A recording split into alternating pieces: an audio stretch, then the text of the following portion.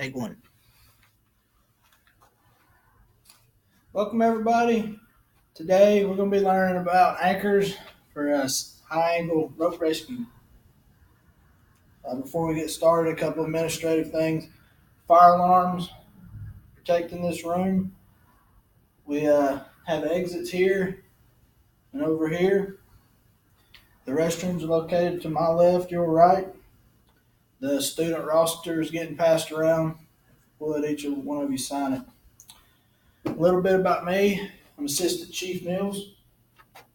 Been with the fire department here for about 13 years.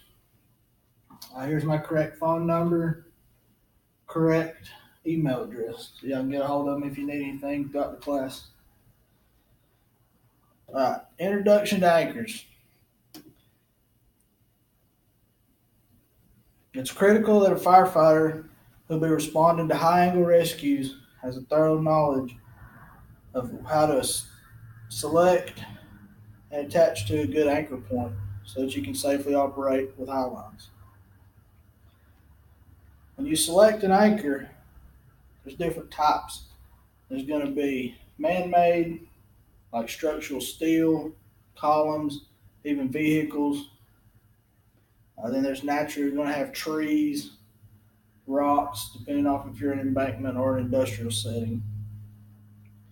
You want to always make sure that the size of your anchor is greater than the size of your load is going to be in any potential shock load. Central 804. So you're going to want an anchor that can hold, we like to have a 10-to-1 safety factor. So if you're going to have 1,000-pound or a 100-pound load, you're going to want an anchor that's capable of holding 1,000 pounds.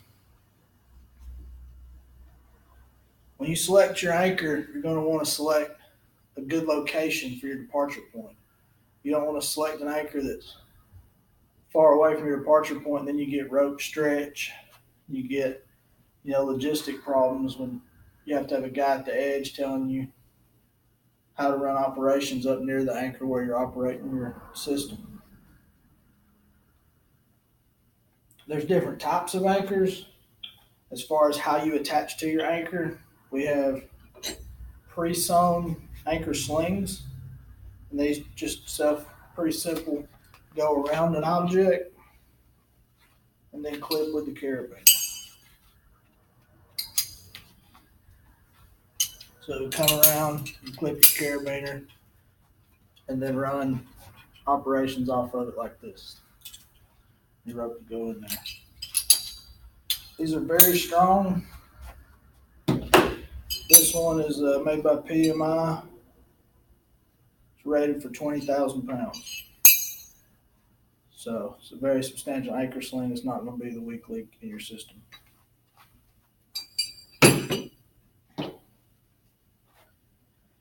We also can use webbing. Webbing is a very versatile, very useful tool. A couple of different ways you can use it. You can tie a water knot in it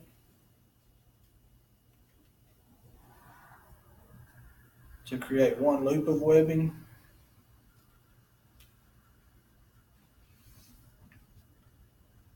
And then with webbing, you always want to have two legs going to your anchor. So two bites. So a simple basket hitch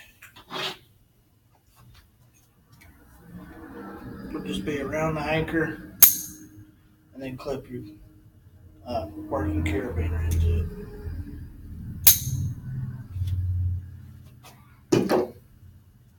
You can also modify webbing, what we call modified, where it actually cinches down on your anchor, gets more friction, and doesn't let it slide up and down. You would do that by wrapping it. We'll say that this stool is a giant oak tree. You always want to wrap at least twice so that you can get your two bites.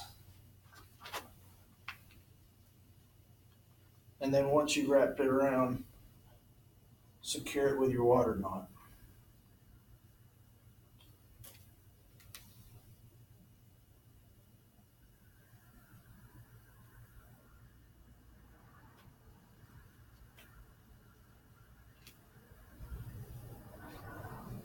You're going to work the knot around to the back of the anchor and then pull 2 bites on it. Everybody see that? Does anybody have any questions so far? Cool, we'll rock on.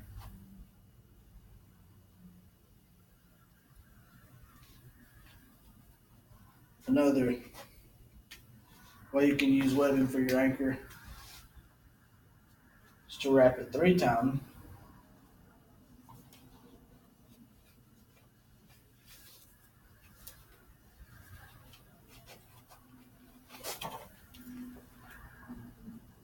Tie your water knot.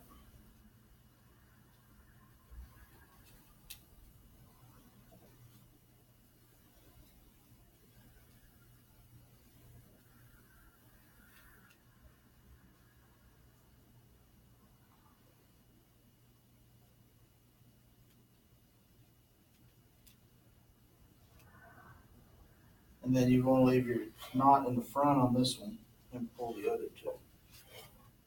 So that gives you a wrap 3, pull 2. Does anybody know why we always have to pull 2 legs of webbing? Most of our aluminum carabiners are rated for 6,000 pounds. So this carabiner right here is rated for 6,000 pounds. You want to always have everything be equal. So if one leg of webbing holds 4,500 pounds, then you double it over to get 2 bites, and now you exceeded your carabiner. And so you don't have a weaker link in your system. You always want to build your systems as strong as they possibly can be. Another method to tying off to an anchor, secure an anchor, is just to direct tie the rope to your anchor. So you can do this with a knot made to go around an object like a bowline. It's a very useful knot to make the loop. You'd go around the tree, back through the hole, or the steel, whichever.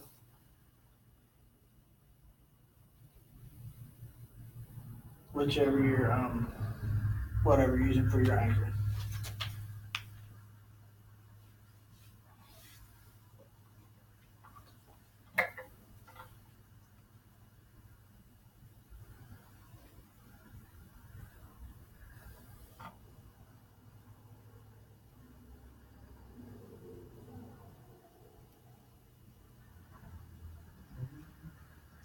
And then you want to finish it off with a tie off.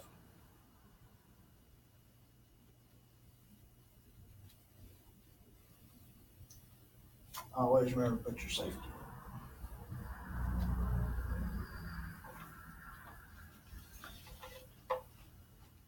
Your next way to direct tie would be a tensionless hitch,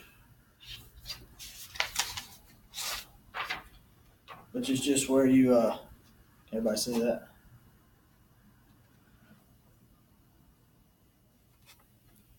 You wrap the rope around the tree or steel 3 or 4 times to get friction, and then clip it back to itself. All right, I hope that's taught y'all a little bit about anchors. If you have any questions, I'll take them now.